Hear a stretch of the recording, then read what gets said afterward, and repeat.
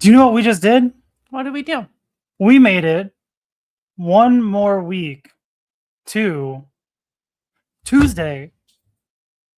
Should be careful about pounding the table right now. And do you know what Tuesday is? No, what is It's Topless Toy Talk! Is that what we're doing? We're just going to yell with our arms up. Ah! Yeah. Okay.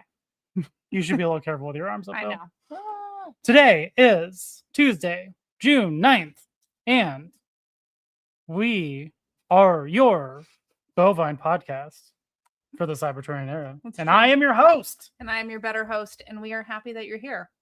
So why did we change it to bovine podcast? Because I have a bovine. Is that a bovine? It's not a bovine. How you pre-ordered this lady cow.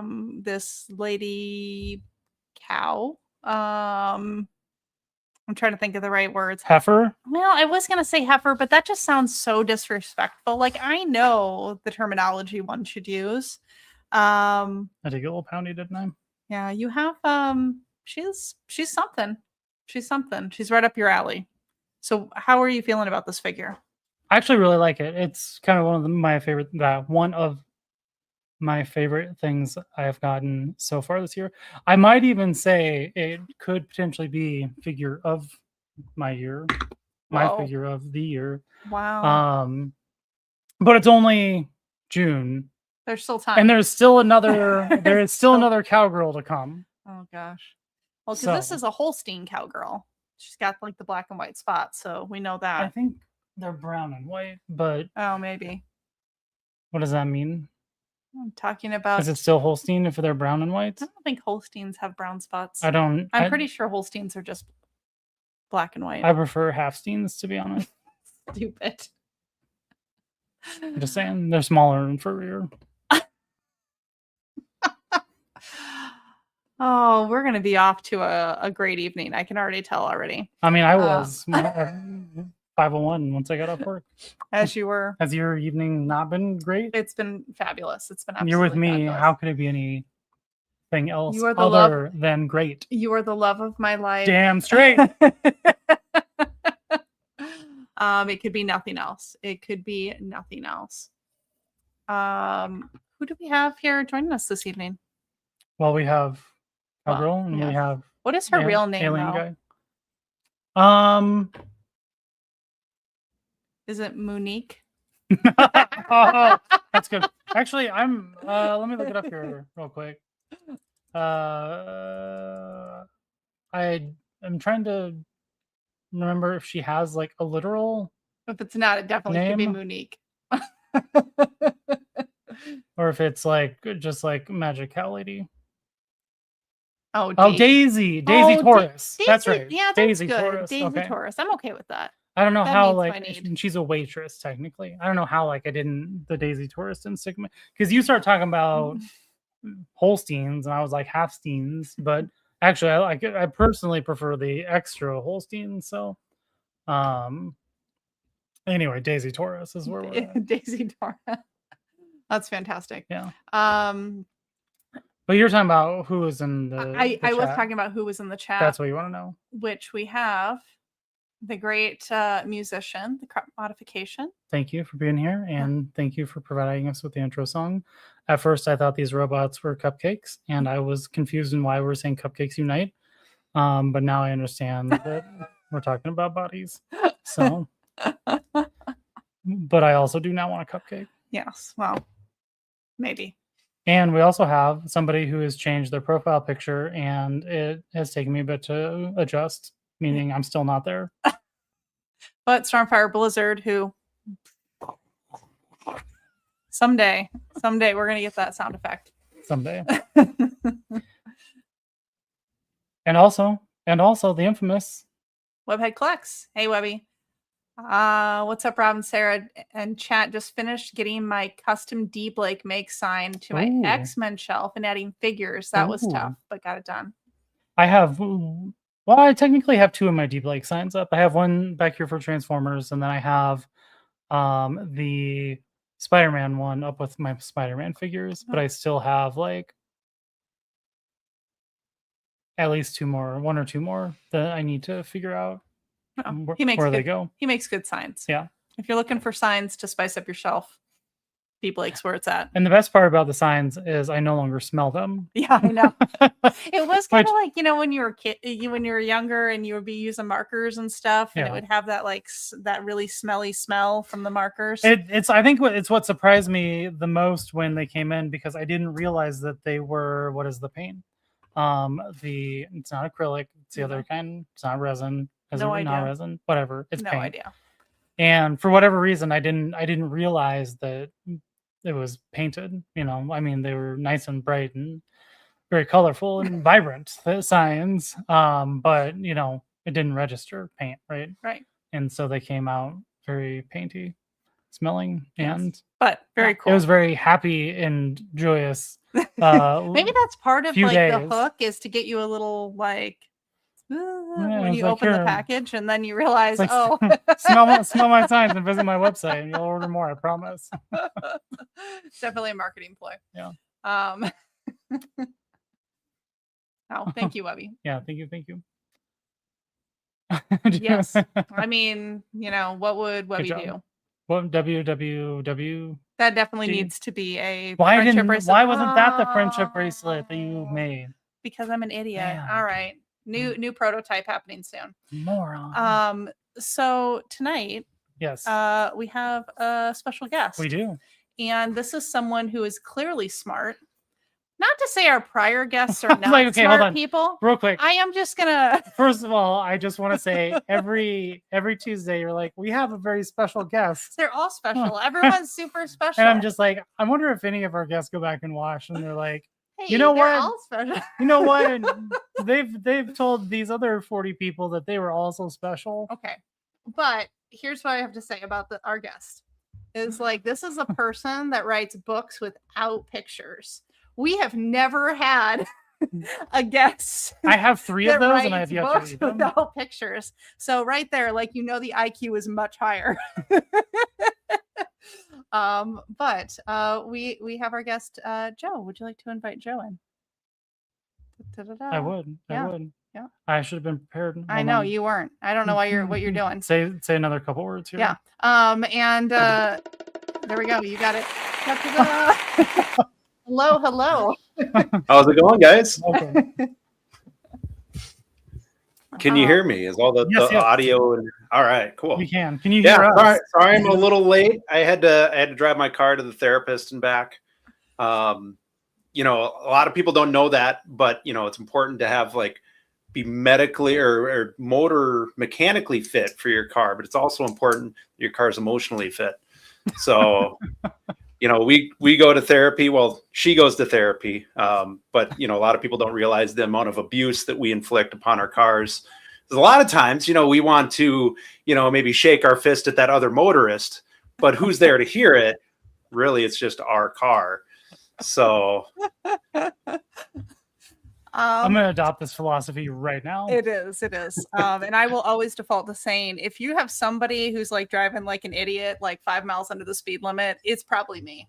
So if you're shaking a fist at another driver, I'm just saying, in the Des Moines Metro, it's definitely me. I'm the bad driver. I'm the person that you would be flipping off. You would flip me off. And just remember, the person who really catches all those middle fingers and all those cuss words is your car. It is. And our cars carry a lot of weight for us. I spend a lot of time in my car and loaded full of books that we often neglect. We don't think about the person carrying us around. I mean, I've neglected my car for so long that it doesn't even turn on right now. I am actually thinking about giving away his car because I'm tired of it. I'm tired of just sitting there. We both work from home and we drive very few places. And so we usually only take one car, and it's been her car for a while. And then I kind of forgot to start my car, and now the battery's dead. And so see, they take attention. They need attention. They have emotional and physical needs, just like a real human being. The love and support. You gotta look beyond the air filter. Well, so just this will be maybe because we've cut out the icebreakers here, questions that we normally do because we've realized they're not icebreakers. But I do believe this is one, and it's car related. Do you know how to drive a manual? I know how. It's been a long time since I actually have driven a manual. So I'm not too confident in my abilities if I actually sat behind the wheel of a manual and had to, get it in first gear while sitting on an incline without rolling into the car behind me. We have this theory that because we're surrounded by Transformers, our theory is Transformers collectors drive manuals. Not just Transformers collectors, people in more of the creative space, it seems to be. There seems to be a disproportionate number of people that drive, drive manual transmissions that are into either Transformers or some type of like creative something or other, whether it's, I don't know. We haven't had like a book author on, right, so I don't know. Had someone writing words without pictures, so we're not sure. Yeah, you guys maybe built me up way too much before I came on here. But before we dive into too much further, would you like to introduce yourself? Who are you? What do you do? What was your, grade school, last four digits of their social, all that really important information. Mother's maiden name. Yeah. Right on. Last three mailing address. My social security number is. No, my name's Joe Prosit. I write science fiction, horror, psychological thrillers. I love short stories. I regularly publish a bunch of short stories. Getting into screenwriting as well. And I write full time. I travel all across the Midwest, regularly going to conventions. We met at Des Moines Con. I'll be in Lincoln, Nebraska this coming weekend. So yeah, always on the road. So yeah, that car really is important to me. There's nothing wrong with Lincoln, Nebraska. Not Lincoln, just Nebraska in general. No, Nebraska's okay. It's just a big state to drive through. Oh goodness. There's not a whole lot there.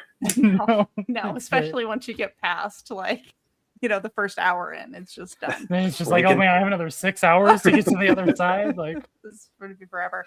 But when we met you at the Des Moines Con, I think what really drew our attention is we went to your AI panel, and you were talking a bit about some of the things that you have run into here with being a creator, being an author, and AI. I was like, oh, this guy's got like a story to tell. And so I went up at an AI panel and said at the end, like, hey, we're real people. If you would like to be on our podcast, here's our card. But I mean, if you wouldn't mind talking a little bit about, not to recreate your panel there, but you were just talking about a lot of very interesting things, people reaching out to you and some of the heartaches that you've had as things have changed.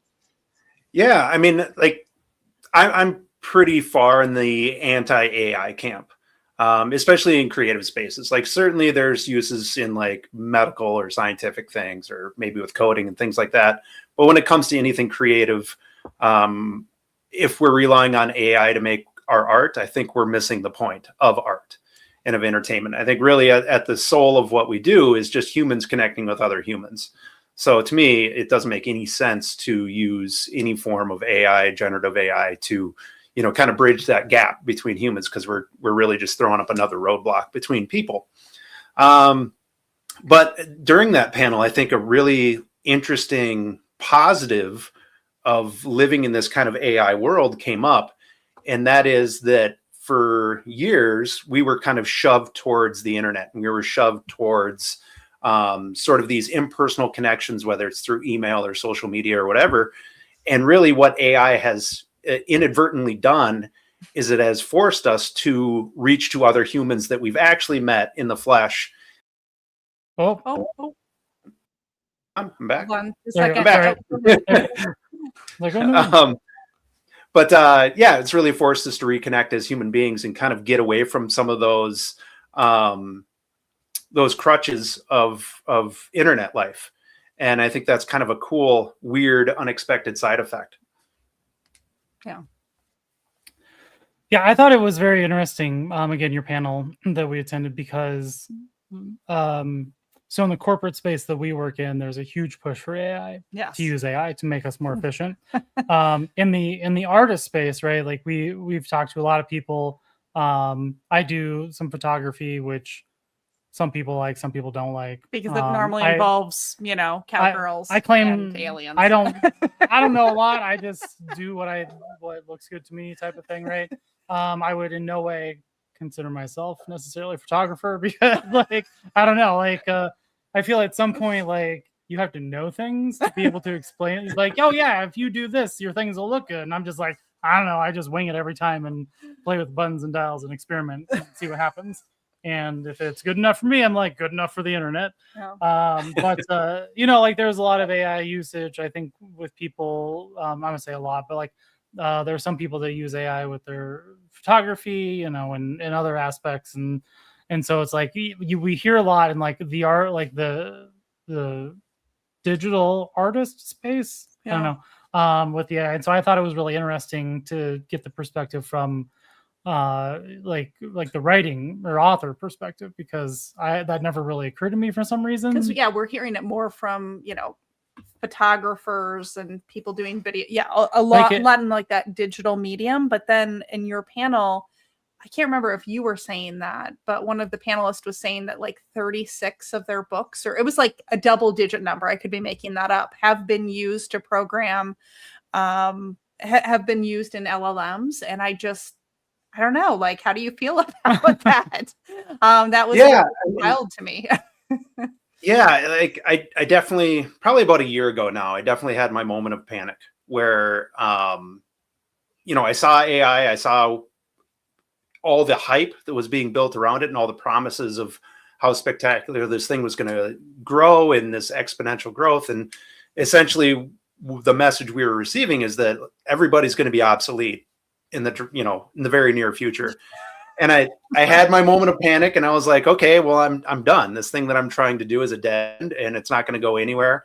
And I kind of, you know, sat in that for, I don't know, a few weeks, maybe a month. And then I think the thing that finally occurred to me is like, okay, so maybe AI can write a book, and maybe it can do it well, maybe it can't, maybe it will be able to write a decent book years down the road. The one thing I know AI can't do is, you know, load up copies of those books in the trunk of a car and drive to a convention or a strip mall and meet with hundreds of different people in a single day and have conversations and express their enthusiasm for this book and actually sell to this book and make those human connections. And once I realized that, I realized like, okay, well, I'm good. I'm at least good for a little while longer until AI figures out, until we like have physical robots that are then doing that. And then since then, I maybe have grown a little more confident or egotistical that, you know, I'll put my work above the quality of anything an AI is going to produce from now until eternity, right? Because sure, is it going to keep growing and keep getting exponentially better? Maybe, probably. That's what they tell us anyways. I'm not even convinced of that anymore. But it's never going to have that human connection. Mm-hmm. So again, it's if you're trying to buy apples, they're selling you bananas, right? Yeah. It's not what we're looking for. So now I've kind of come full circle, and right now my stance is like, I don't care. Like, go nuts with your AI, right? I think it's oversold. I think there's a bubble coming, and I think we're all going to outlast it. So certainly it's going to be a part of our lives from now for the rest, you know, going on to the future. But do I think it's the you know, dystopian future that was kind of promised / you know, threatened at us a year ago? Probably not. Yeah, I feel like I went through something very similar where I was like, AI is going to take all of our jobs. Like, we're going to have no relevance. Mm-hmm. I actually just recently had a second wave of this because I watched Google's I/O conference and everything they showed, and I'm like, this is it. We're all done. We're all toast.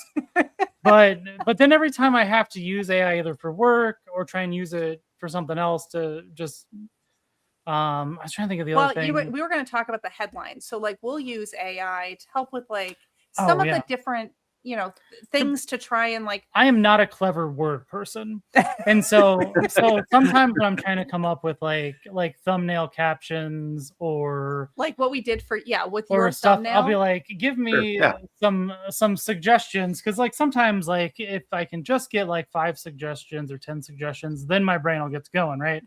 And I They tell were you what. all so wild for you. Like he was telling me about them all, and I'm just like, what is happening? And every time I try to use it for work, it's just, and I consider myself a fairly tech savvy person. I'm pretty good with stuff, right? Like I'm pretty good with figuring things out. And the fact that like I argue with it, especially at work, trying to get it to do the most mundane things. And I'm just like, like you said, way oversold. I think so one thing, what was the comedian Ronnie Chang. Ronnie Chang, he did a speech the other day, and I'm probably going to paraphrase this horribly because that's who I am. But basically he said, like, the future isn't going to be like people fighting AI. It's people fighting dumb people using AI. And who think that they're so much smarter because they used AI to solve the thing. And I'm like, I've been experiencing that in my day-to-day like real job, situation. And I'm like, this is the truth. Like I think smart people that could use AI could use it in a way to help them, but they won't need it because they're already smart and they can do their thing. But it makes dumb people so much more overconfident. Yeah.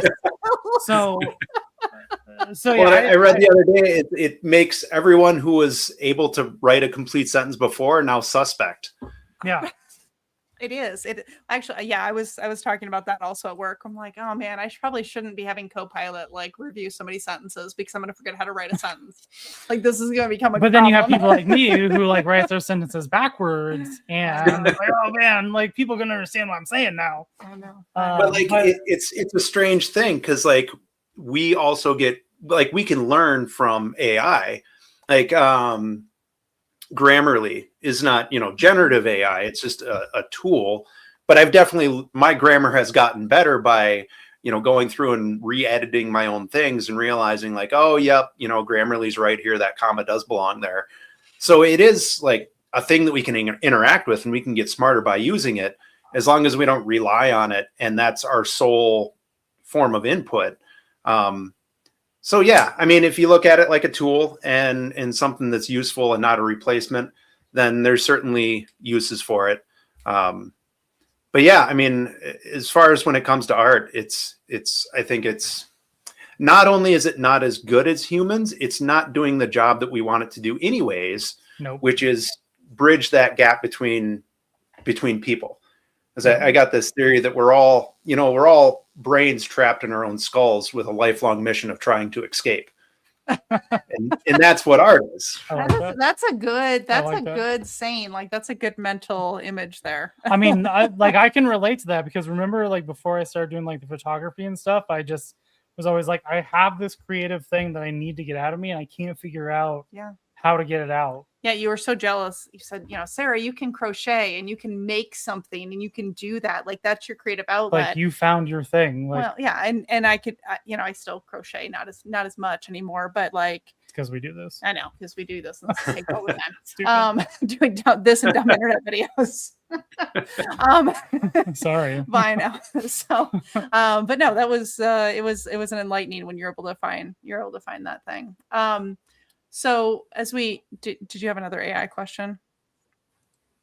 There was a comment I was going to make, but I think it was just from the author writer perspective. I was just going to wrap up my thought there, which was like, I know like there's a lot of stuff that is used to train these models, but for whatever reason, it never actually registered to me that the AI was probably like reading all of these books. Yeah, that never and like, occurred or to me. that people, the thing that got me again in the panel was like that they were talking about you and your panelists were talking about how then AI was also being used to read the books that AI was creating, and so like it was just like continuously like devaluing things. And I'm like that I think sums it up all right there, and how like it's just gonna spiral itself into oblivion, and it's probably not as big of a deal as people have made it to be. Like I think there'll be a point where it'll peak, and then everybody will realize this is just not.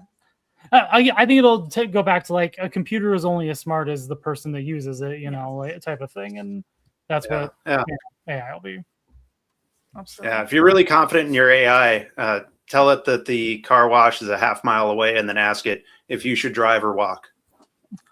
Okay, I mean, did we not do something like that the other day? Was there? That is probably. There was something where I was trying to be like, hey, like, how far is it, or how long does it get to somewhere? And it was like, sorry, I can't give you that information. I don't know. There was something. Yeah, you were trying to do the distance, and it was like, I can't tell you where you are to like that. I'm like, you're Google. You have all of my information. Oh, I think it was actually the Des Moines Con. Like, how far is it from? You were just trying to do that. We weren't getting ready. Anyway, I was so something that I found interesting about your description, and you have it here as your little bio of sci-fi, horror, and psycho fiction. What does that mean? Yeah, so sci-fi and horror is pretty self-explanatory. What I say about psycho fiction is it's fiction for psychos and by psychos. But really, it's kind of my catch-all for everything that doesn't fit in those first two categories. A lot of it is like psychological thrillers. Some of it is a little bit of fantasy or paranormal. I'm writing more fantasy nowadays. But I think it all kind of, it's all in my own style, and maybe it's all a little, maybe I should be going to therapy instead of my car, is maybe a quick way to say it. If you're ever looking for a fantasy idea, you can just bring these to me. I'm writing down a note. So I was wondering, like, how did this happen? Like, how are you an author? Like, what is your origin story that got you to the place of where you are today doing this? Yeah, sure. So I've always written from the time when I was a little kid all the way up until, through adulthood. I was a terrible student in school. When I was supposed to be doing math homework, I was scribbling G.I. Joe comic books. I was so bad that, this is back in the day before No Child Left Behind. And they looked at me and decided that this was the child they'd leave behind.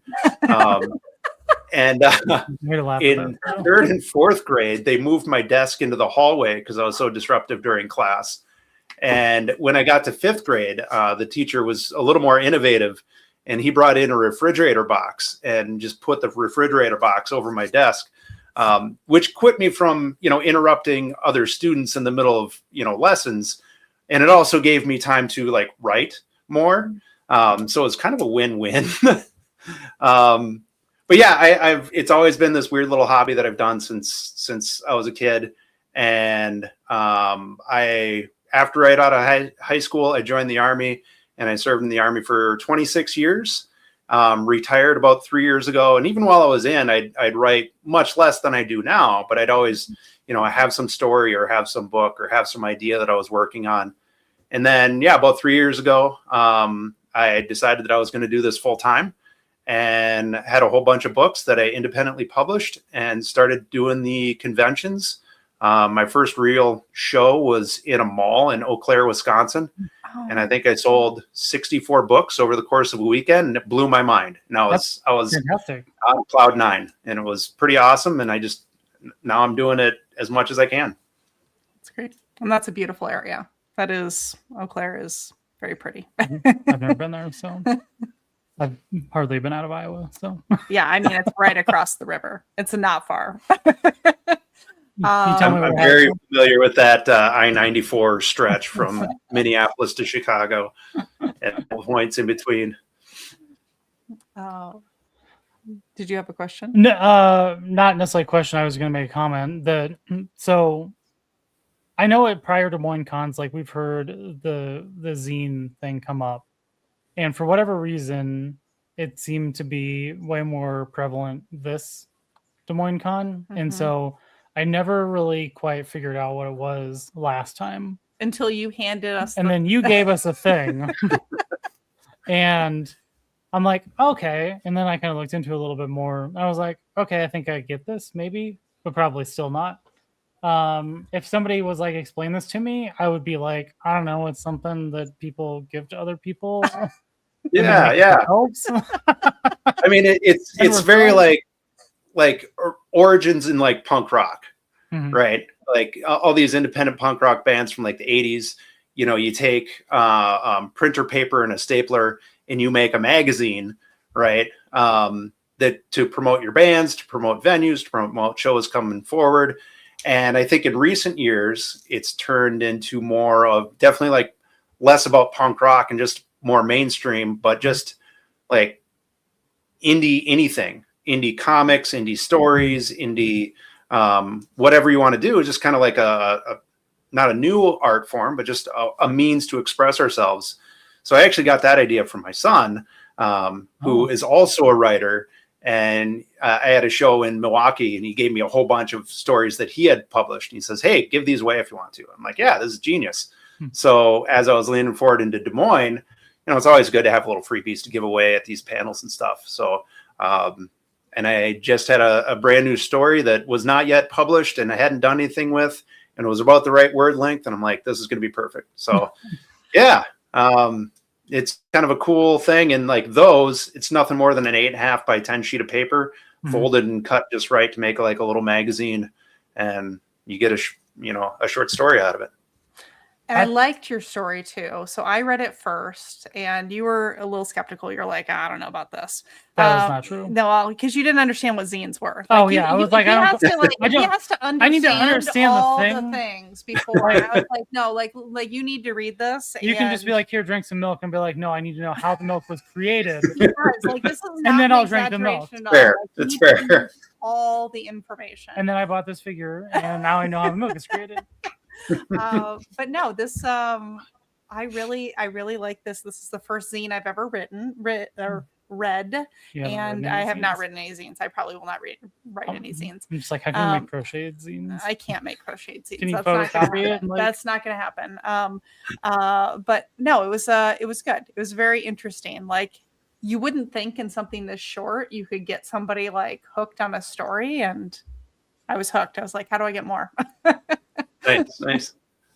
Yeah, thank you. Yeah, I like flash fiction is kind of a new form of short story writing. So generally a short story is somewhere ballpark around like 5,000 words, fluctuates a lot.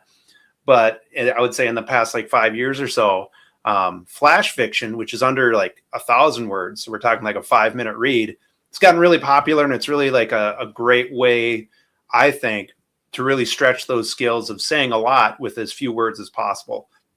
In a way like poetry, although it's definitely like prose, and I would be a terrible poet. I have no idea how to write any poetry, but the idea of like really condensing a story into only the thing that makes it that is absolutely necessary and really what you need to deliver that punch. So flash fiction's great, and you know, a zine is a nice little an easy adaptation to it. Yeah. No, I like the story. It was fun. I just had a lot of questions. Like, who's the thing that's eating all the things? Like, what is this? That is true. You're like, I have to ask all this question. I was like, well, you'll probably have to wait for the next version. I'd be like, why does it tell me? I feel like it left on a cliffhanger, and I'm like, I need more. Like, so I don't know if that was the goal, was to get like people to want more of it or what. But I'm just like, I never really know what my stories are about, especially after I've just finished writing them. Usually it takes a while for me to figure it out myself. But so the story is, for your viewers, listeners, it's about this creature that eats these things that you leave behind. And what kind of drove me to it is, you know, when our family leaves a hotel room, I'm the guy that has to like sweep through and find, you know, my wife's razor in the shower, or my kid's stuffed animal under the bed, or whatever it is. And I don't know, maybe it's comes from when I was younger and I was forgetful, and I'd always, you know, leave things and lose toys, or I'd forget my wallet at the store or whatever it was. And I hated that so much. And this is kind of me. It's an outlet of like, it's not just me. There's like a demonic creature that's going behind us in devouring all the things that we momentarily forget. Yeah. Or always forget. Whatever. I just swing life. I don't know. You would have much fewer possessions if it wasn't for me. That is accurate. That is way accurate. And I would have way fewer everything. So I do like to go through people's like Instagram and social media, just to see like what else are they all about. Like, is this somebody that's just into comics or toy photography or whatever? And clearly your books and you going to conventions and whatnot is like 90% of your Instagram.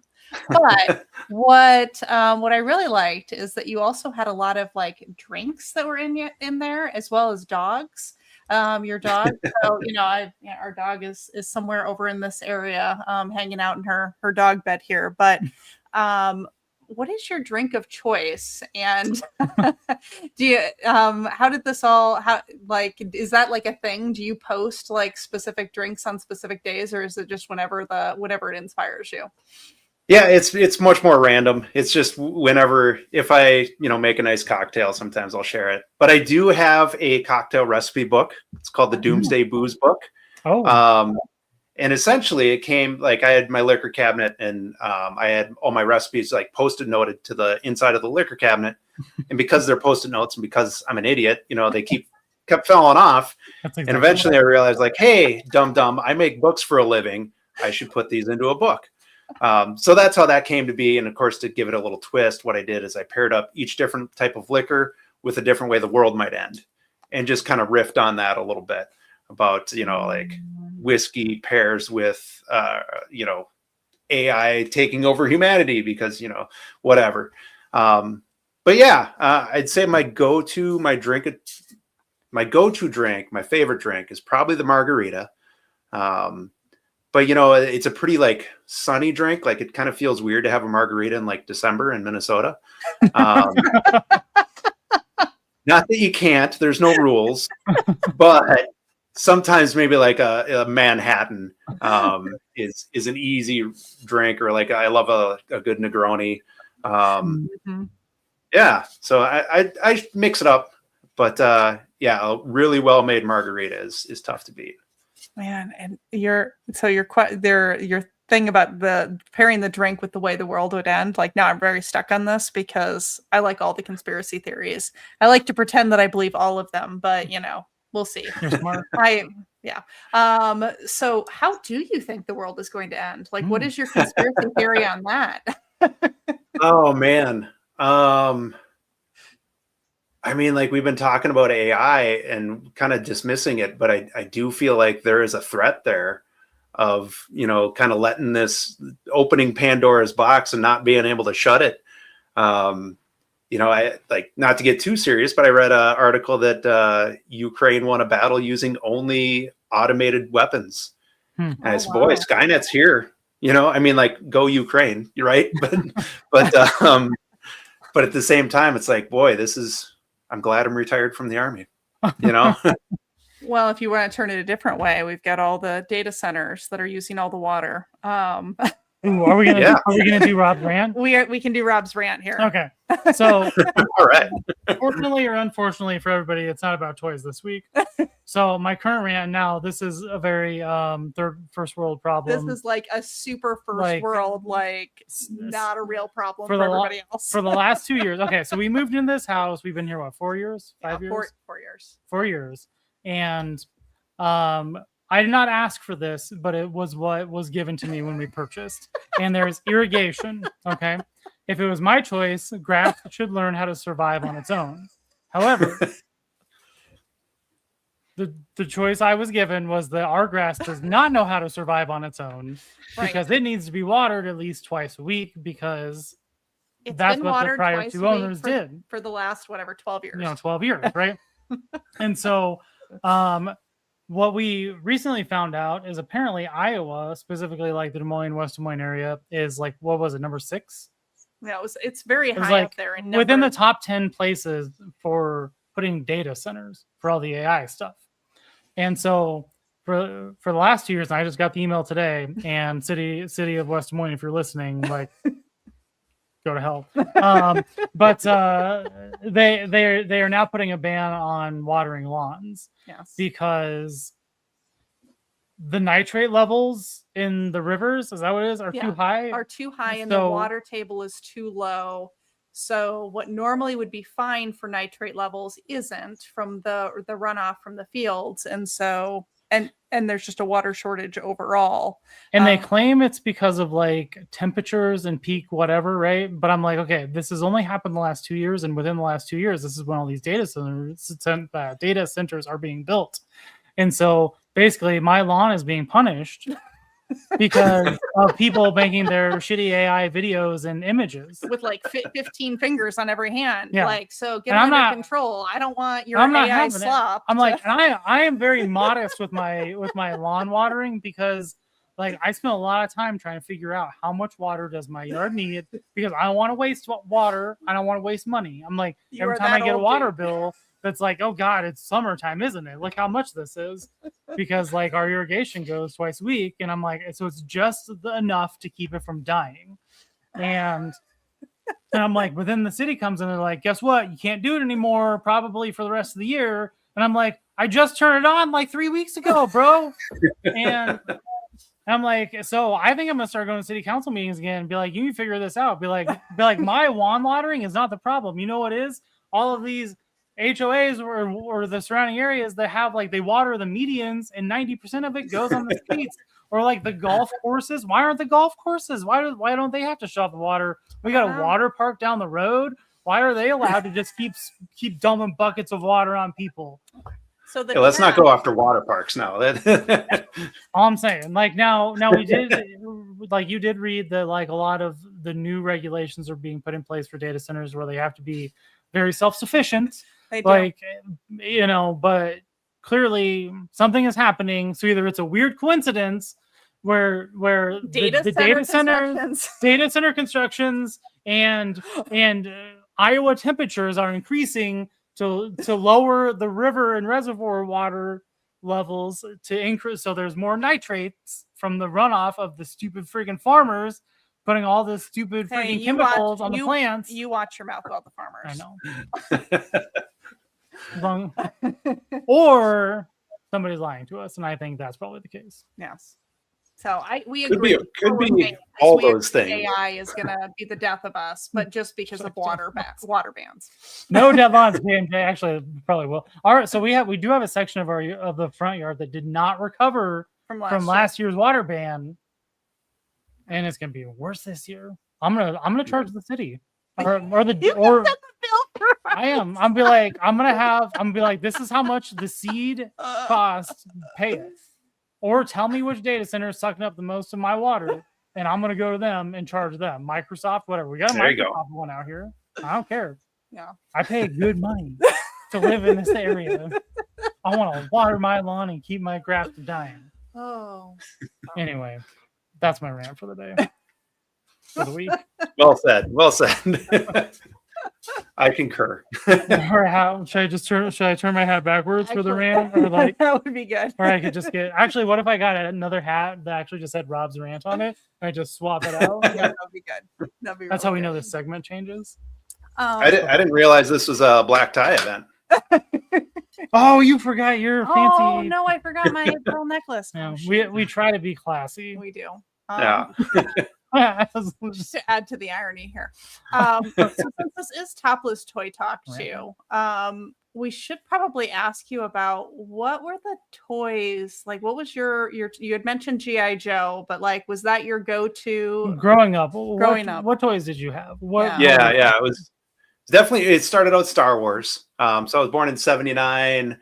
Jedi came out in '83, so at a very young age, all the Star Wars toys, that was my first love, and then that blended into G.I. Joe, and maybe some Ninja Turtles towards the end of the the toy era. But yeah, I mean, I definitely credit a lot of, like, when I talk about writing and writing influences, it's definitely people like George Lucas and Larry Hama, who wrote the G.I. Joe comics, and Kevin Eastman and Peter Laird, who wrote the TMNT stuff. All those things are foundational, and I think we had a glory day of toys during the 80s. And I don't know, maybe it's just because I'm old and I'm not paying attention to toy stores anymore, but then again, there's where's the KB Toys, where's the Toys R Us? I think we've moved out of that golden era of toys. But it was definitely G.I. Joe was definitely my center, my core toy. Do you have any from your childhood? Oh yeah. That's cool. I like when people were able to retain. Right there, I got at least this. one. Is for the real GI Joe nerds out there. This is the 82 straight arm Snake Eyes, so not the swivel arm. So yeah, I still got some of my GI Joes. I just finished collecting the full Marvel GI Joe run just a few months ago. So that was a fun. Like I had a bunch from when I was a kid, and of course there was a bunch of gaps in between, and just little by little doing all these comic book conventions and things like that, filled in all the gaps. And now I got that full run. Now I think I'm going to start going back and collecting some of the figures. It's a slippery slope. Like yeah, it's a slippery slope. I think the toys are going to be much more expensive than the comics. I would agree with that. Especially if you're trying to get, I mean, it depends on if you're going like modern stuff or like vintage, you know, but I mean, the modern stuff actually isn't even cheap anymore. Yeah, it's not that much cheaper. Yeah. I would like to start like with the vintage, start with like 82 and move forward from there. But yeah, there's some price tags associated with. So JMJ, I'll put them in the chat again for you. But since I forgot to mention this, there's a QR code up here in the right and or left corner. I don't know how it displays on everybody's thing because we're flipped. So opposite of our logo. If you scan this QR code, this will take you to his website. And I'll put the links in the chat again here in just a second as soon as I find my button. Yes. No, it's really cool. So the interesting thing is, like, I for some reason never got into GI Joes as a kid, and I can't figure out why. I don't know what it is, because everybody that I know likes GI Joe, and there's a lot of crossover, I feel like, in a sense, with a lot of other fandoms. And I don't know. Because there's a G.I. Joe crossover right now with the Transformers comics, right? They're like in the same universe. Okay. Yeah, there's been multiple crossovers. It seems like they kind of touch and then go separate ways regularly about every 5-10 years. Yep. And I actually, so the only G.I. Joe I have in the house are my Transformer crossovers, and I was like, okay, I have to get these because one, they're a crossover, and two, then I can at least say I have some GI Joe, and people are just like, you don't have any GI Joe? I'm like, I do now. Like, but no, they're pretty cool, like crossover figures. They come with several of them come with the smaller figures, like what 3 1/4 or whatever, right, with like the O-ring in the middle. Yep. And so I'm just waiting someday to come down, and they're just like all laying in half because the O-rings are out and broken. When that happens, because it will, go to Home Depot and buy 9mm O-rings, and you can replace them out just as if they were from the factory. And with my luck, I'll destroy it all in the process. It's regular surgery for anybody who owns GI Joes. Yeah. But no, that's cool. I do keep questioning. So I also didn't start reading the current GI Joe comic, and I kind of regret that a little bit too. But there's only like 20 issues. I'm like, I could read them all. It'd be no problem. You could just add them to your backlog.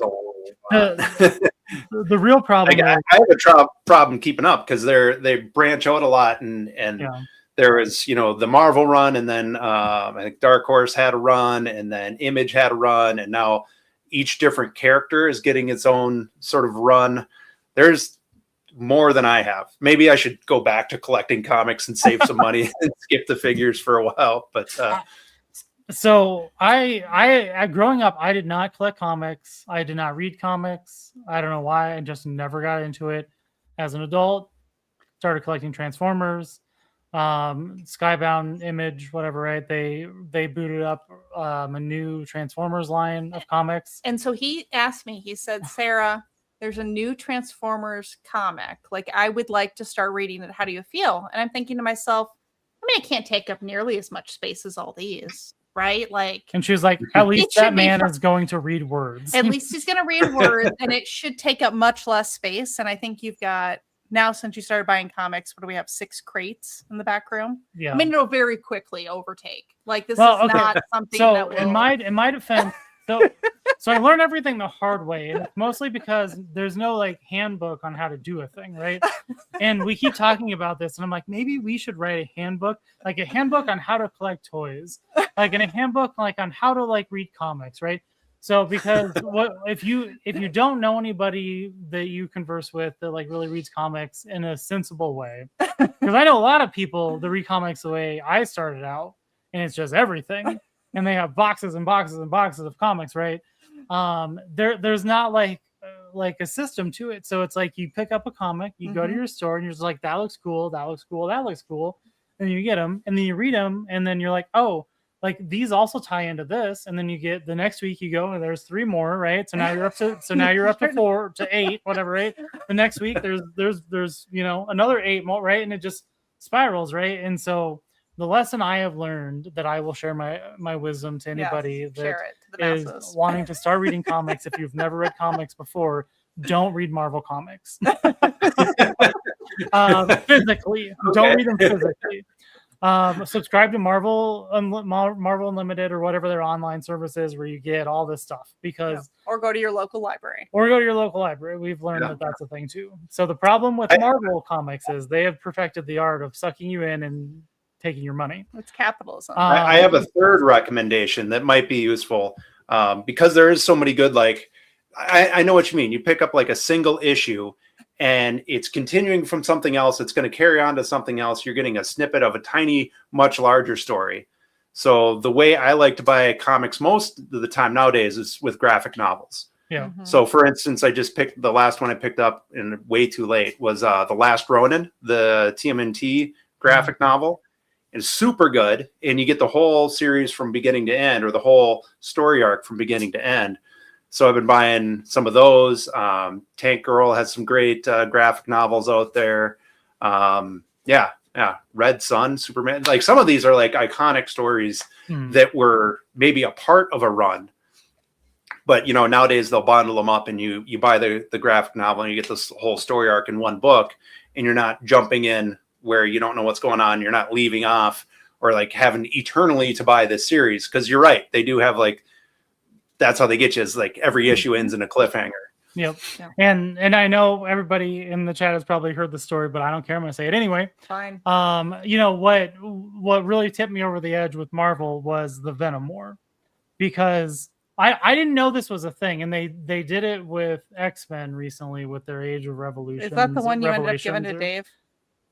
Yes, I did. I didn't go into this line because I'm like, you got me with Venom War, you're not getting me again. Where like, what I didn't know is like they have these crossover tie-ins, right? So they have this overarching story that they called Venom War, and it was like, but then they brought in like it was comics that was like Venom, Black Widow, Spider-Man, Jackpot, like all these different individual characters had their like zombies. Had like 1 to 3 issues, and in the end you ended up with like 50 different comics to complete this overarching story. And I'm like, do you have to read them to know the full thing? Not really. Does it help? Maybe a little bit. But I didn't know how that worked at first because I'd never experienced that in my comic reading. But the second time around, I'm like, you got me once, you're not getting me again, because I'm also like an all or nothing person where I can't just pick and choose, right? So I'm like, if I read the first 3, I'm like, I guess I'm getting the other 50, you can't handle yourself. Yeah, so picking up like the compilation books, like or Compodiums or whatever, right? That is also very good advice. Yes. But Marvel and all their nonsense, like just do Marvel Limited and do it. Then you can read all the things online and not have 5,000 Marvel comics like taking up all your space. So we have a good question in the chat, but before we go to that about your favorite movies, and really lean into the horror, I think we should do a shout out to our Patreon. Oh yeah, because we are an hour in here. Good call. So, Body of Official Bodies. We would like to. Oh, you did not update this, Rob. You forgot somebody. Okay, it's okay. Yeah. So we have our Ultimate Body, Fanboy Prime. We've got our Bougie Body, TF Toy Picks. And our extra basic body, the Corrupt Modification. And then I don't remember. Our newest extra basic body. Yes, is Dave Wonder. Yes. So thank you all for Dave, joining the boob. Dave, If you would like to participate in our Patreon, you get access to Discord and other fabulous prizes, including positive affirmations, drunk dials, like random stuff we decide to send you. Yes, it could be a real thing. It could be something expired from our pantry. You don't know. We did do our. Actually, I thought about booting this up, but I'm like, we got a thing already planned for it. Things with our faces on. So we did do the drawing for our first giveaway, and we'll post that. And we're gonna do a post on Patreon. So we're not gonna spoil it, but be prepared for something in the next couple days. Yes, winner. But if you would like random stuff mailed to you, including friendship bracelets, stickers, again, birthday cards, Christmas. Consider joining the boob, the body of official bodies. Yeah. So. Thank you all. Thank you everybody who participates in our nonsense. We appreciate you all. Yes. It helps keep the show running.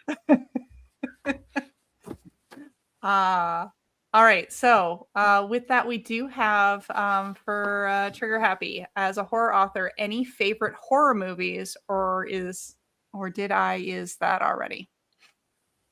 We did not I can tell you that.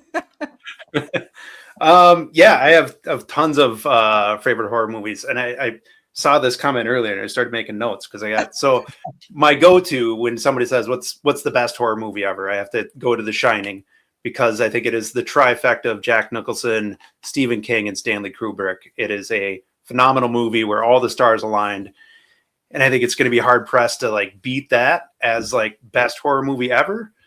But at the same time, like, there's so many good horror movies that have come out recently, and they're I think we're in a heyday of horror movies. Like I watched Begonia just a few weeks ago. That was fantastic. What else? Oh, Pearl. If you guys haven't seen Pearl, I highly like Mia Goth is phenomenal in that movie, and I can't stop talking about how amazing she does. Geez, what else? Barbarian. And then like some of those 80s classics, like I'm a sucker for Texas Chainsaw Massacre 2. I love the John Carpenter stuff. They Live, The Thing. I love a lot of like that 80s satire where it's like cheesy and over the top and stupid, but it actually has something to say as well. Like I'm thinking of, They Live is just an hour and a half long excuse for Roddy Piper to get in a fight in an alley, right? But like there's this whole tone that really survives, that outlasts anything that Roddy Piper does, or his chewing bubblegum line about like consumerism and like falling in line and going to work and doing the thing that all we're supposed to do, and sort of like, who are we working for and why are we doing these things, and why are we being told to consume and spend money and procreate and all these, kind of get along to go along to get along kind of things. So, so many good horror movies out there. Just watched Good Boy. I couldn't get anybody in my family to watch along with that because they're all afraid that something bad was going to happen to the dog. But no spoilers, but the dog makes it out okay. If people are holding back on watching Good Boy, it's okay. This one here, I don't like horror movies. No. I detest them. So we only watch horror movies in October, and then he makes me watch 31 Days of Horror. Nice. So we just cram it all into 1 month. So I'm terrified and upset. Then I can go in strong for the holidays. I'm like, what have we not watched? What it's come out for over the last year that is good that we've not watched or in the past, and I cram them all in one month. A couple of those movies were part of prior 31 Days of Horror. That Barbarian one. Oh, I thought that was so good. I like it. It's good to watch. We watched that in an Airbnb, which is the place to watch that movie. Oh, definitely. Oh my god. I would lose my shit. I'd be like, we are leaving right now. We're going to a real hotel. Yeah. We're not. This one, which I didn't realize until we were watching a movie, because she kind of mentioned it, but it didn't really sink in. But she's pretty claustrophobic, and like I would hate to see you like in a real close confinement situation, because you would murder people to get out of a tight corridor. But like anytime we watch a horror movie and if there is like a tight space, Nope. if somebody has to crawl through Nope. something, Nope. like walk through a tight she gets up, she's pacing around, going in circles and loops, like she cannot handle it. It's the funniest thing for me. Someday I'm gonna get it on video and we're gonna post on the internet because but anyway, Barbarian, had a few parts that I didn't Nope. didn't know. They have that website that's like, does the dog die or whatever, right? I wish they had one of those for like, is there a tunnel? And so like I can look it up in advance to see like if there's a tight space that would just creep her out. But don't watch The Descent. I like The Descent, but I did too. I love it. Well, As Above, So Below, that one I'm still upset about. I'm still like the idea of crawling through the catacombs. Absolutely not. Yeah. No. And I didn't think that one was that scary. Well, but the problem is like the catacombs are actually not fully mapped, and like people go missing in them every year because it's all these like people that think, oh, I'm this urban explorer, I'm gonna go down the catacombs and walk around, and they get lost. Like these things aren't fully because what is it in France? You can only be in a grave in France for a set period of time. I don't remember what it is. And then because there's only so much space, they take your bones and they put you in the catacombs. And so like that's a thing. And so there's like millions of people, I would guess, like all throughout the catacombs. And it's wild there. There's all kinds of tunnels underneath St. Paul too. People get lost in, and there's like air issues where like bad air will get captured inside of these tunnels and people will suffocate in what seems like normal space, but it's all like, I don't know, carbon dioxide or whatever. So yeah, it's dangerous, but also I find it super fascinating.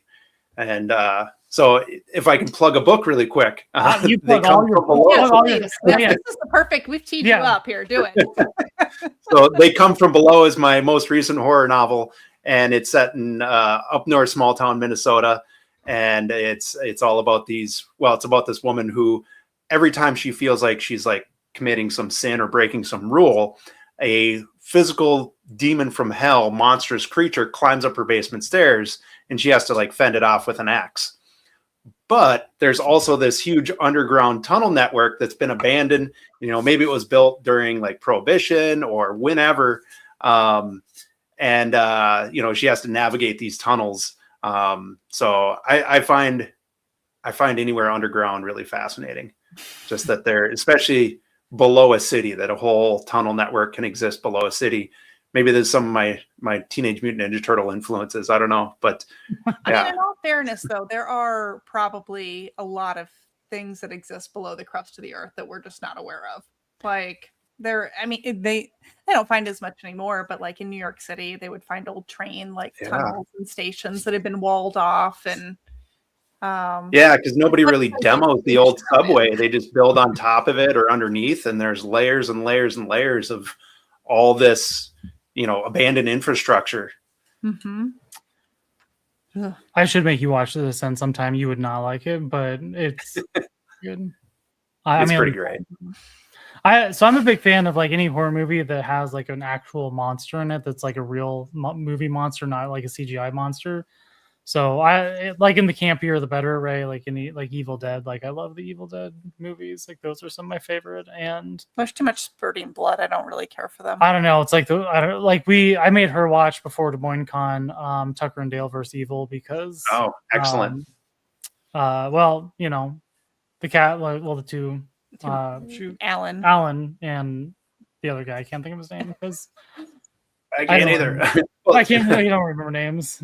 He was there, but like Alan wasn't. So I was like, man, whatever. But anyway, like, that's another one of my kind of up there favorites, just because it's just a series of misfortunate events, and that it if I was gonna be in a horror movie in real life, like that is how it would work out, where it would just be like me trying to do good things and help people, and it's just everybody around me is dying as I We did watch though The Evil Dead in concert this last fall. That was really cool. Very where cool. They had they basically played the orchestra music and whatnot. So you watched the music or you watched the movie, but there was an orchestra around the screen. 6 or 8 piece, something like that, band that was playing. Very cool. It was pretty neat. I've heard of them doing it for Star Wars. I didn't know they were doing that for Evil Dead. Very cool. Yeah. So highly recommend. It comes around. Anybody's wanted to see something weird. Yeah. Actually, it's very funny how much like the crowd got into it, because sometimes I forget that, like, you know, people like get into these types of things, and there were people that were way more into it.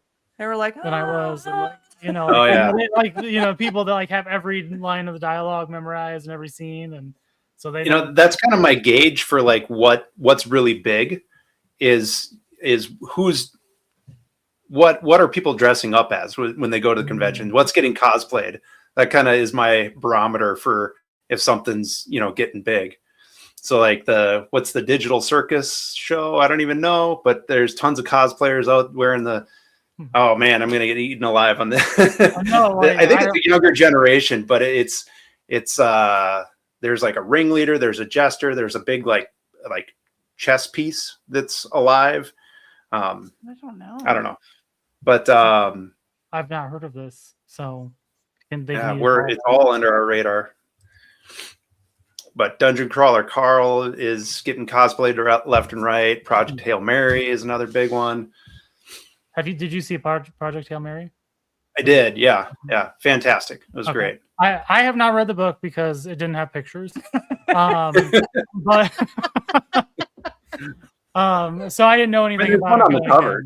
But now after reading or seeing the movie, I do kind of want to read the book. But I thought it was really good. It was definitely so. Do you remember like a few years back when the Barbie movie and Oppenheimer came out, and they Barbenheimer? So we made our own, and I was hoping it would catch on, and it didn't. But it was Project Hail Mario.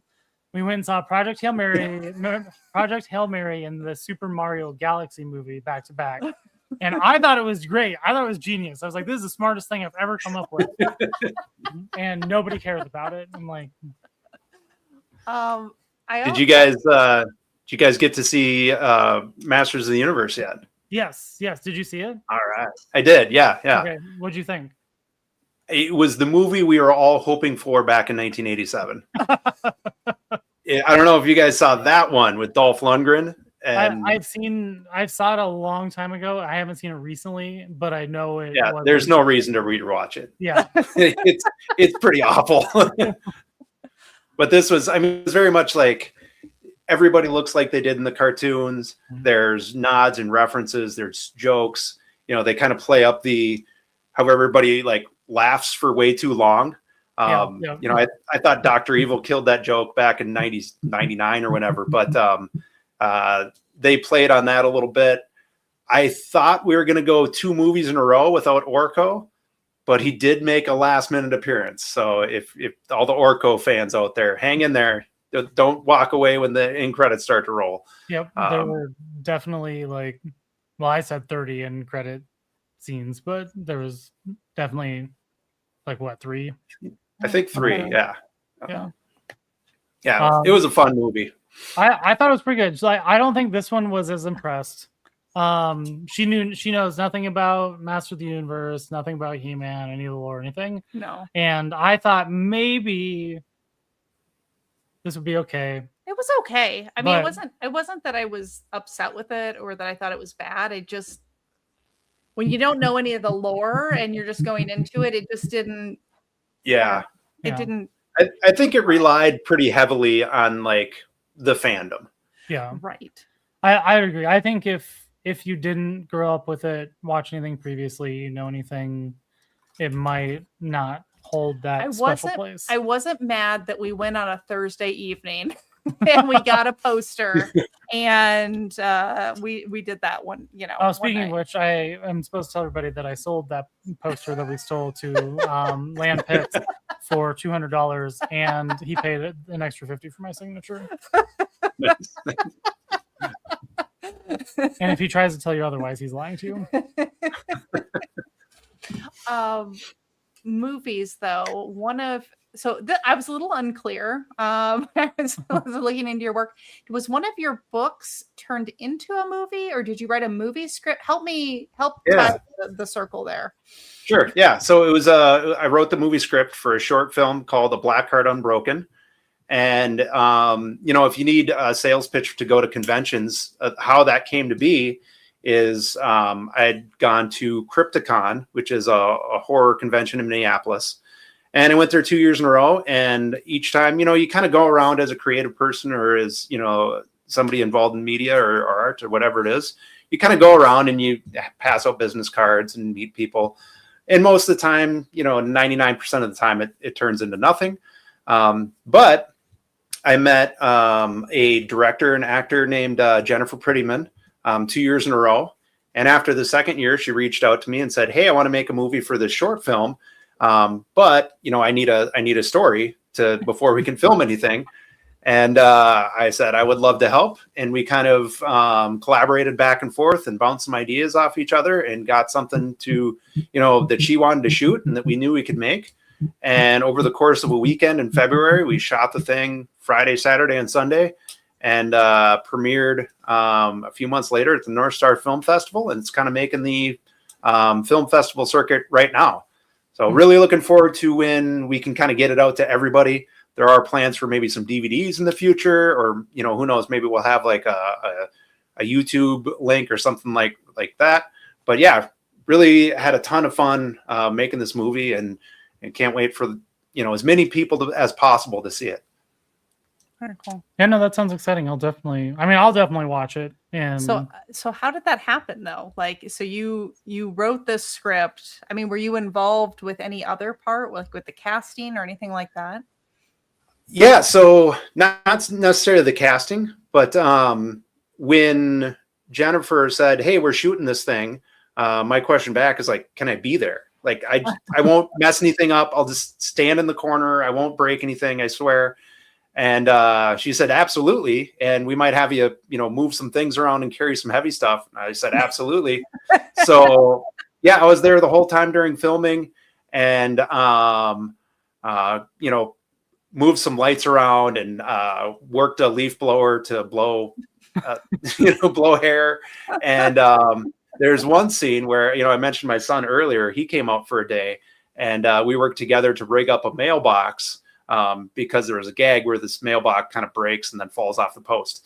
So the closest thing maybe to like a special effect you could say. So that was my contribution. Is I hooked up some fishing line and pulled a mailbox out the post.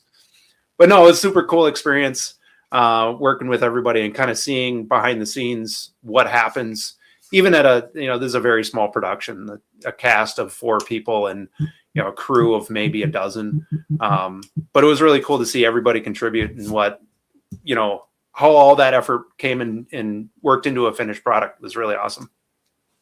Very cool. Yeah. I feel like what I know about you just keeps escalating. And I'm just like, man, this is like, we're real fancy now. I just want to make cool stuff. Like if somebody's down, I'm doing a collaboration with another author, TR Nickel. We should have a sort of novella coming out very soon. And kind of a sci-fi fantasy crossover. And that was really fun to work with another author and just kind of play on each other's ideas. Neither of us really knew where it was going to end. And we both kind of just found it there along the way. So it was really, I love that kind of discovery part of the creative process. That's a lot of fun. I mean, the collaboration piece, I think, is a lot of fun. I like when I can do collaboration things with people. Like, what are you laughing? Well, you try and collaborate with me, and I don't think that's fun. I am not a fun person. You are the worst person to collaborate with. I try to get you to like chime in on stuff all the time. Like, okay, hey, let's sit down and talk about this and think about how do we make this work. And you're just like, puppies? And I'm like, what does that have to do with anything? I have that creative spark does not exist within me. I know, and that's why this works, is because you're good at talking to people. You're the balloon and I am the weight. Yeah. Like I make sure that the stuff gets done so you don't float off into space. Like you're the one that can have conversations, and I'm the one that can just say a lot of words that mean nothing. So, that's good teamwork. But no, like, you know, I was thinking more along the lines with like my photography stuff. Like when I get, definitely when not I with get, me. you know, when I get things in and from people and I get to, you know, take some pictures and do stuff. Yes. Like that's what I think is fun, is like a lot of like the kind of collaboration aspects of things, because you get to take a little bit of like what you know with a little bit of what somebody else knows and throw it together and see what type of weird thing comes out. Yeah, and you never know, and it's always a little more than what any one person could come up with alone. So, I mean, generally writing is a pretty isolated job, right? I spend a lot of time sitting at my desk all by myself, playing with people with the voices in my head. So it's nice every once in a while to do something that's a little more interactive and like you said, collaborative. Speaking of the voices in your head, I've never tried to write anything in my life because I know I don't have it in me. Like I can hardly speak English, to be honest. Do you have like a specific like creative process? Is there something that you work through when you're trying to write something, or do you just have like a little nugget of an idea, like a little spark that comes to mind, and then like you just force it into fruition? Yeah, I'd say both. I have plenty of little nuggets that come into my mind that never go anywhere. Ideas are the easy part, I think. But I do like to kind of plot out, especially when it comes to like a novel, like a big long project like that. I like to have a good plan beginning to end, and not all writers work like that. Many writers they do that discovery throughout. But I like to know how I'm going to end it before I start it. And then, it's just filling in the gaps and trying to figure out where all the cool pieces fit in, and setting up those cool scenes early on. I'm a big fan of like setups and payoffs, because it really makes you look like you know what you're doing, even though maybe you don't. To build on what you asked for a question, is there anything that you kind of put around you to get you in your creative space? Are you surrounded by piles of books? Do you have your Joes around you? Like, what does that look like, your like workspace there? Yeah. I mean, if I could turn my camera around, I'd show you. But I got a whole bunch of shelves right on the other side of the computer that are full of toys and knickknacks and little statues and souvenirs from travel and things like that. But really, I mean, I think I'm more influenced by really everything that I can get my hands on. So comic books, like we talked about earlier, movies, novels and books are you have to read a lot if you're going to write well at all, I feel. So I'm a big fan of like Stephen King and Ray Bradbury and some of the new horror guys out there, like Stephen Graham Jones, and Grady Hendrix is kind of my new favorite horror author. But yeah, I mean, it's all those things. And then it's the thing that's in my head that I can't figure out, or it's the thing that's occupying a lot of my thoughts, and I'm trying to process something, and take all those things and combine them together. And sometimes it turns into like a coherent story. And when that happens, that's great. Like that's the magic, right? Is you have all these ideas, or you have this cool thing that you might want to write about. And like I said, 99% of the time, nothing comes of it. But every once in a while, like all the stars align and all these influences merge together. And you're like, I want to write this story about this thing. And I have a clear vision and I know I can do it. And that's like a moment of glory right there. That's the beautiful thing. And I'm eager for that really cool new idea that all the puzzle pieces fit together with. Very cool. Well, if you're really looking forward to a really cool idea. Taking my notes. Okay, so one random question I have, and this is probably from my own personal curiosity. But let's say somebody was like, I want to buy one of your books today. What do you feel is what I guess which one would you recommend, or what is your personal favorite? Yeah, we're trying. It's a two-part. Sure. I'm trying to ask you, what's your favorite child? Right. That is the question. Is I get asked that fairly often, and it's like, well, I love them all. Yeah. But I usually default to the most recent book that I've written because that's the freshest and the newest and still the cutest, right? It's not a teenager and sassing back to you yet. So in that case, my most recent novel, really excited about it, just came out in January. It's called The Reality Reaction Team. And it's this trippy, far out there sci-fi novel about a team of secret agents. And this team of secret agents, their job, when you give them a call, they'll come out and they'll do a little investigation. And then they'll let you know whether or not what you're experiencing, whether it's been reality or not. Because they operate in this huge city where there's all these interconnected, like giant maze of matrixes that you can get lost inside of. And, there's AI that's pretending to be human and lying politicians and propaganda and fake news. And nobody's really sure what's real and what's not anymore. So this team can, come out and help you out. But of course, it's never that easy.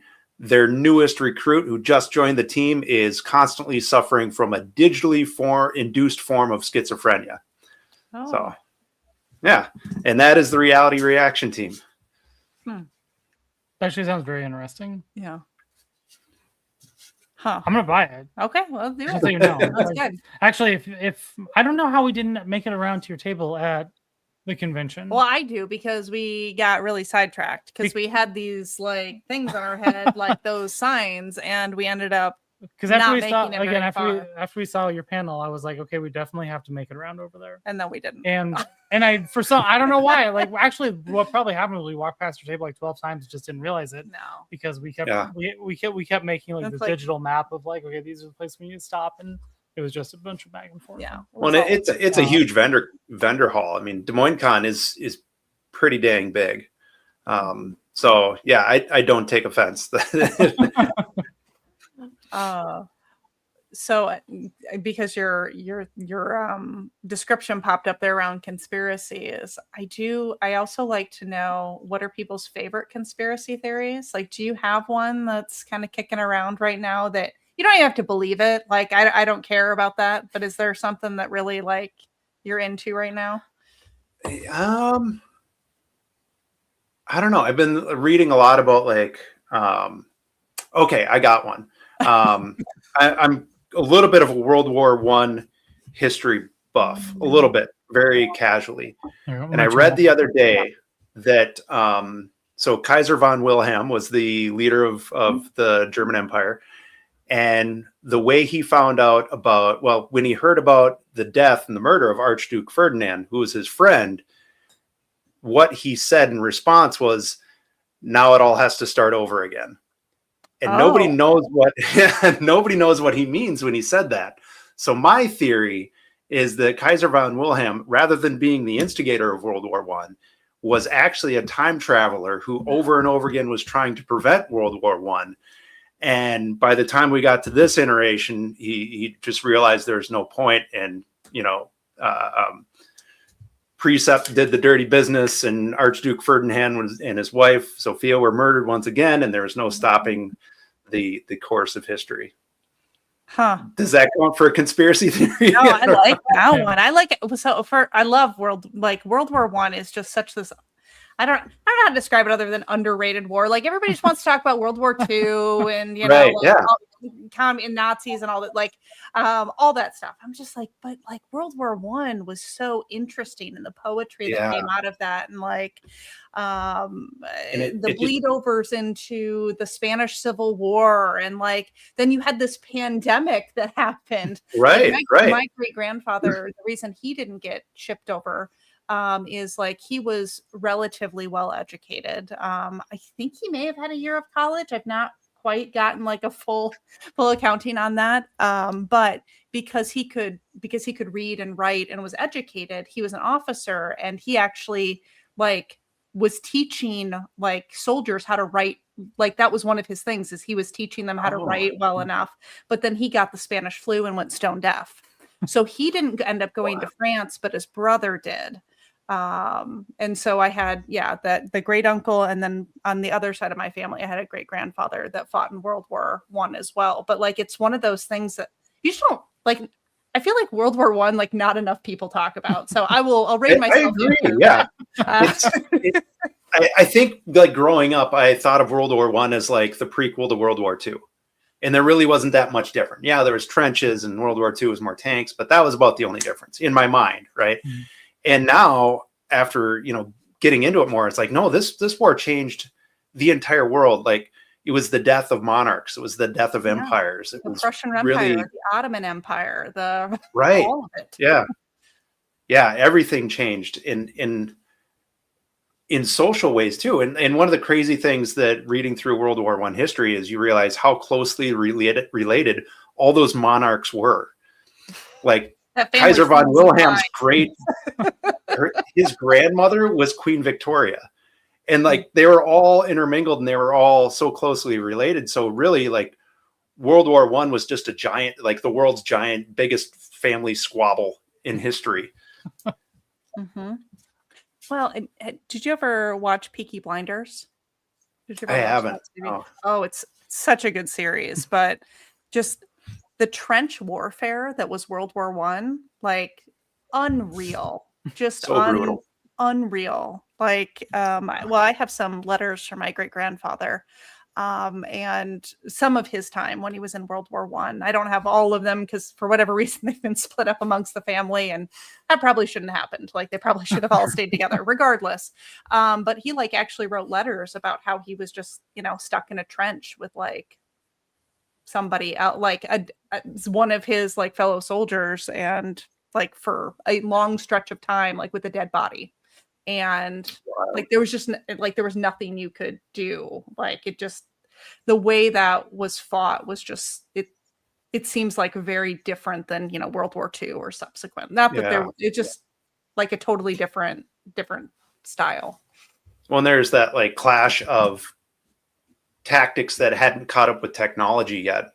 So you had things, at the beginning, we're getting in a whole different realm of nerddom now. Yeah, but right. At the beginning of World War I, the French army wore blue jackets and red pants, mm-hmm. and they're very prideful of that, and they thought wearing something like gray or green or camouflage was a cowardice thing. So you had people in like primary colors charging at machine gun nests. And you had cavalry officers who were still not only riding horses, but still carrying sabers. Mm-hmm. And they were, the plan was to ride a horse to the enemy and attack him with a sword. And when the enemy has a machine gun, it's the clash between the industry of World War I and the tactics that were still around from like, Napoleonic or even like War of Crimea era was so drastically different that you had this god awful, brutal result of just millions and millions and millions of people getting slaughtered. So wild. Not what I was expected to talk about on a toy show. This is the beauty of our thing is like, we call it Topless Toy Talk because we loosely tie it to toys, but like you never really know. You have no idea what's going to happen. We had somebody on last week before, whatever, right? And like we're talking to them about like, what is this thing, right? And they said, well, you kind of have a few options, right? Like you can have a topic, like you can pick a specific topic and like that's what you talk about because that's what or you can have celebrities on and then you just talk about whatever you want. And I'm like, that's what I like to do. So the moral of the story is you're a celebrity. You're a celebrity. Can talk about whatever. I was going to say, when does the celebrity come on? Are we doing that tonight yet? Yeah. And I'm just going to tie in a conspiracy theory I have not shared prior, but it fits in this World War I thing. Is so my great grandfather, he was stationed at the same base. I think it was in Mississippi. That F. Scott Fitzgerald was in World War I. And so my conspiracy theory is that my grandfather and F. Scott Fitzgerald were actually friends because they were both officers. I have no proof to this. I just know they were both stationed there about the same time. It's not impossible. There would only be, there's only so many officers there. They would have. I think it makes sense. So this is my family conspiracy theory that I will believe regardless of the truth of it. It's nice. Truth is true until somebody can prove you wrong. So. Exactly. There you go. We did have, to bring it back to toys, we did have a question about, do you collect anything besides Joe? Not really. Oddly enough. I mean, I got a few like Ninja Turtle things. Let's see what's on my. It doesn't have to be an action figure. It could be something like, like this one collects buttons. Yeah. All right. Sometimes, like I collect very random things. You used to collect corks. I did used to collect wine corks. You got rid of all your corks. We tried to make a cork soaking video, but it seemed a little risky. For a while there, I was buying a shot glass wherever, you go to like you travel and you go to like a souvenir store and you buy a shot glass that says, Topeka, Kansas or whatever. And we ended up with so many damn shot glasses that if I ever used them all on one occasion, I'd be dead. But so we stopped doing that. And I don't know. I think we're on to refrigerator magnets now is our thing. So. I mean, that's the thing we go with. We have a season pass. I'm struggling with those words there. Because English is hard. We've already established that. You're not the word for musicals, for our local theater or whatever, right? The off-Broadway musicals. And so we get magnets for those because they fit on a nice but the problem is our fridge is not magnetic. Nothing in our house is magnetic. And so what we bought then was like a framed like metal board. And so we've turned it into like this art thing in our hallway, but it's now full. And so now I'm not sure. Do we need to get a new fridge? Do I need to get another? How do I solve this situation? Just install a giant metal wall in your house. Yes. Oh, who was it? Who were we talking to that said they make like chalk paint or whatever, right? That's magnetic. Oh, yeah. We could just paint that whole section of the wall. Paint the whole wall magnetic. If you put up a big steel slab, it'll look like a safe room. Yeah. Oh. You can make a false safe room. Here's an idea. You make a false safe room door to put all your magnets on. And then when your house is broken into, you can just hide in the regular bathroom. And they'll spend all their time trying to break into the door that's not actually a door. It's just there for the magnets. And then they'll get through and realize it's just your office where they could have just went around the corner to the other door. Right. I'll take them. Those are some aesthetics. It's better than just a plate, right? It has a different type of look. Better than a frame. We get like an old bank vault door, like with those things, and like put that there, and then it could function as like something to fidget with too. So when we walk by, we can spin it for good luck. And this is all you need is more on my chance. I'm sure that would be a cheap installation, and the delivery drivers would have no questions at all. West End Architectural Salvage by downtown. They have some of that stuff. Like, they do. There you go. You can. Sure, if we spend how many thousands of dollars on an old fire door, they'll just bring it to us for free. Okay. Just gotta wait for your local bank to go out of business and buy them up. I like this idea though. We're not gonna put a bank vault in the You're out of your mind. Just like to have it look like something else. Like make that section of the wall like, We could. What if it's just we could make our house so much weirder. Okay, how about this? What if we put a metal plate behind it, but then we put a mirror in front of it? Okay. And then the magnets would stick to a mirror. We could. There you go. Yeah. But we'd have to place the magnets in a way that it would look like it was really risque clothing. Done. It wouldn't just be whatever. And like a big like sombrero hat. So you'd have to. Oh, there you go. Yeah. Like Truman drawing on the mirror in the morning. I'm just gonna go to Amazon real quick and order some stuff because you already said it's Google okay. bank vault door. Can't go back now. Oh my goodness. What do you want? I want you to go back to my list of things here. So you go to a lot of conventions. Do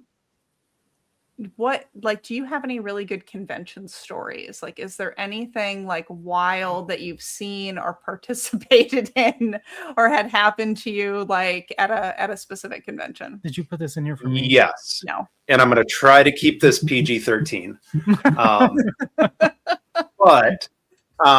So this happened at Des Moines Con. We do it at Twin Cities Con as well. We have a bunch of author tracks, and usually late on Saturday night, we host one called Writing After Dark. Okay. And Yeah, in this last time we rebranded it as like reading the spicy. So the idea is like people who write like erotica or smut or whatever will do readings, and then I'm usually the guy there who, instead of like writing more of the erotic stuff, will just write like toilet humor, right? And I have a great time reading the most ridiculous stuff that I've ever written. I also have a great time reading the most explicit things I've ever heard in a reading. And I think it was last Twin Cities Con. Amanda Mavison hosts the panel, and she writes fantasy-themed male-on-male erotica. And sometimes there's tentacles involved, and sometimes there's Greek gods or Norse gods, and it's always very far out there. And it's also very graphic. So we're in this room in a convention center. I'm listening, chuckling away like I'm a fourth school boy at hearing all the naughty words. And as if that wasn't enough, Thor was involved and another concubine was involved. And if that wasn't enough, next door was karaoke night. Oh, and they were singing Sweet Caroline as I was listening to Thor getting his salad tossed. Can I say that? Sure. You can say whatever you want. And that was maybe the weirdest convention experience I've ever had or ever want to have like that. Okay, so I did not quite know that that's what that activity was, and I feel like we're going to go to this. That is now going to be a new activity to the convention, to these conventions. Seems very on point. It's a blast. It's it's late at night, so everybody's had a long day at convention. Usually by then I've got a couple drinks in me, and we have a good time.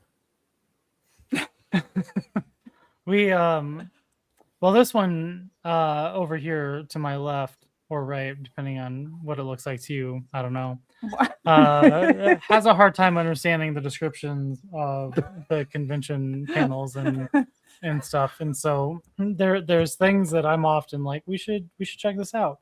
And she's like, no, that sounds stupid. But then there's other times where she's like, hey, we should go check out this one that's about VTubers. I'm like, I don't understand what this is. And then we go and she's like, wait, this is about like caricatures that people use instead of their self. Yeah. And then she's real disappointed. So yep. And then I get up and leave. I appreciate these conversations where we find out about the things that when you read it on paper is like, that is okay. Yeah. But do I want to go to that? I don't know. I think they need to have a stupid people or like a non-nerd version of descriptions of things. Like if you know nothing about the nerd stuff, like why that should makes you sense. come to this? Yeah. Like if you're not deep in the nerddom, like there's a lot of things the descriptions don't hit for me, or they sound more interesting and then are a huge letdown. Yeah. So for those making descriptions of panels, please cater more to me and not your standard. There's a lot of lingo. There's a lot of lingo that doesn't always make sense. I'll say the other cool thing that we did in Milwaukee is I was around for the Guinness Book of World Records for the most Jason Voorheeses in one place at one time. Oh, wow. So I was at this, past Milwaukee Horror Con. And two of the Jasons were actually actors from the movies. So that's there was I think 106 Jason Voorheeses all there. So that's very cool. Very cool. You never know what you're going to get when you go to a convention. There's so this past one I was across from the Ghostbusters. If people aren't familiar with that, there are many charity organizations that will visit children's hospitals and raise money for those sorts of things. And this was the Mid-Iowa Ghostbusters. So obviously they're people who dress up like the Ghostbusters. They had a version of Echo One there, and they'll visit kids' hospitals and things like that, and just bring some joy to difficult situations. So I think those things are very cool. Out of all the people that we've asked about weird things that happen at conventions, I think this is actually the first and best one so far. So I'm satisfied with this. This seems to be a staple in our questions for people that for everybody, because I just was it? I can't remember if it was Ben or somebody else that we had asked it to. Because like I expect there to be just like some full on brawls. Like I just want to see some people like in full cosplay, just like going at it. There's like feathers and like stuff like flying everywhere. Like, you know, I every time we go to a convention, or at least at a Des Moines Con, like I'm just hoping to see this like big catastrophic fallout, and it's just everybody's just happy and having a good time. And I'm like, where's just the one like cosplay brawl? You want to see some drama? Yeah. Yeah, so you want this to be a reality You know TV what? Next show. time I'm gonna start it. I'm gonna start with There you go. I'm gonna find one person and be like, hey, you look like you could fight well, and you look like you could fight well. I'm just gonna tell them things that the other one said and be like, take care of it, you know, with their swords and whatever. And be like, yeah, I can't remember what Ben gave this as an answer, but I don't know that it was the answer to this question, which it was something about how like a lot of the actors, like people get in the signature area, people will bring them presents. And the thing is, like, these people are flying in, they generally don't live where the conventions are, and so his guidance was like, hey, think about that, because a lot of these people can't take the things back with them. If you make some sort of massive 3D print like thing that's a replica of something they used in the movie, it's highly unlikely they're bringing that with them, and then Ben has to figure out what to do with all the stuff. Well, I remember last year I saw somebody was walking around with they were like the Billy Clubs or whatever that from Daredevil, and they brought them to give them to Charlie Kirk. George Cox. Wrong name. Wrong Charlie. Wrong Charlie. I don't know where that one came from. Was I left field Charlie Cox? Yeah. And I was thinking, I wonder how many people that went through his line to get signatures like brought him something like that. Like, could you imagine? I mean, as like an actor, I feel like I would be thankful or appreciative of like people thinking like of me in that way and be like, here's a gift, right? But I'm like, did he get like hundreds of sets of like, you know, props? Or he's just like, what do I do with all these? Yeah. Anyway, do you get gifts? Do people bring you presents? Those little ducks. I don't know if that counts. The little ducks that some people will put those on my table from time to time. But that's about it. Nothing that I've had to worry about. You know, how am I going to get this through TSA? So it sounds like you go to a handful of conventions at least. Do you have a favorite like more horror-esque convention that's not like is there something we should if be I going if I was going to try to talk this one into going to something horror-esque? Yeah, definitely. So two, Milwaukee Horror Con out of Milwaukee. I've done that show since the beginning. And here's another odd convention story. Is in talking about celebrities, and I'm going to screw it up. So the guy who played Doofy in the first scary movie, you know, he's roaming the vendor hall, and I probably said something really smart to you know, get him to stop and talk to me, like, hey, you're the guy from that thing. And he did. And before I knew it, I was having a conversation about philosophy and about stoicism with Doofy from Scary Movie, which was a little odd. But that was at Milwaukee Horror Con.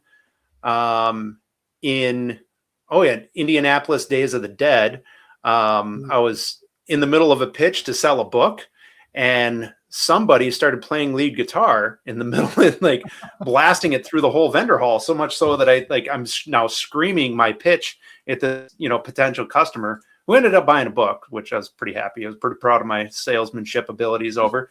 But then I'm like, who in the hell is playing a guitar in the middle of a vendor hall? And I went around the corner and saw it was Lita Ford and decided that was okay, and she can play guitar whenever she wants to. So that was pretty cool. But also Crypticon in Minneapolis. So I would say if you're in anywhere near Milwaukee, go to Milwaukee Horror Con. If you're anywhere near the Twin Cities, go to Crypticon. That's coming up here in September, and I'll be there along with the full cast of A Black Heart Unbroken, the short film. So we'll be filming, or we'll be showing the movie there as well. So if you're in the Twin Cities, you can check out the film, meet the cast. Yeah. Yeah, we might have to look into that one because that's not too far. That's it's up. Just, it's just up. Yeah. I feel like this is just a slight good segue. I was going to make a mention here because I feel like this all lines up with our guest for next week. Yes. I was going to put it just because I know you'll forget at the end here. Oh, definitely. But did you remember who we have? I got it. Go ahead. Whitney Yarden. So Whitney was a guest who was recommended by one of our past guests, Dylan from Dylan's Drink and Draw, and she is into cryptids. I have already bought some. So the problem is when somebody ever recommends, I'm like immediately buying their stuff. We're suckers for anybody we talk to that's selling something. Like if it's kind of cool. She does. What is it? It's felt art. Felt like needle art. Needle art. So it's a lot of stabbing of like felt to make like these little stuffed felt animals. And so I have one of her felt possums, which is just very nicely placed in the mouth of a T-Rex in our living room because we're real adults. We're real adults. And we have a living room T-Rex that often has things in its mouth. And now it is one of her pieces of art. I got it for photography purposes, and it just so happened to turn into like a revolving decoration where every holiday. You already have a T-Rex. You get a bank vault door in your living room. You're halfway to the bat cave. So all you need is like a giant penny, and you're there. That's right. Before I forget, my weird segue here was so tune in next week if you want to talk more about cryptids and felt needle art because I'm very intrigued by both of these things because I know very little and I like to learn stuff about weird stuff that I don't know about. And Whitney is our first lady guest, so y'all be on your best behavior. And I'm also really excited to have some more estrogen. You are kind of the sausage fest that is our show. So what we have tried to do with our house is like have all the chaos down here, in the bottom floor, and then the top floor is like a presentable adult space, and and this one here is not abiding by the rules, which are the rules that she put in place.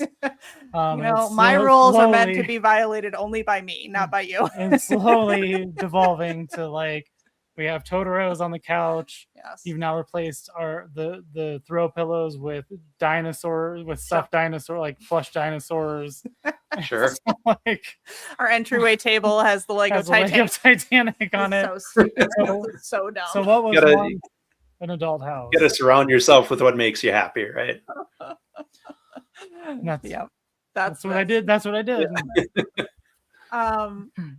So in closing, if people want to find out more about you, follow you, buy your books, we've been putting your links here in the chat, but like, what's the best way to stay in touch with you? In addition to scanning. Yes. Yep. QR code. Website's joeprosit.com. JoeProsit.com.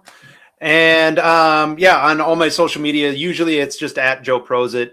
If you search for Joe Prosit, you'll find me on Facebook, X, Instagram, Threads, TikTok.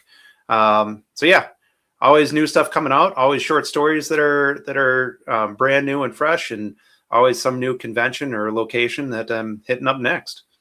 Fantastic. Well, thank you so much for joining us. If you want to hang on just for a few minutes here afterwards, but we appreciate everybody joining us here tonight. We will see you next Tuesday. And tell your mom that I said hi. Bye. Thanks, guys.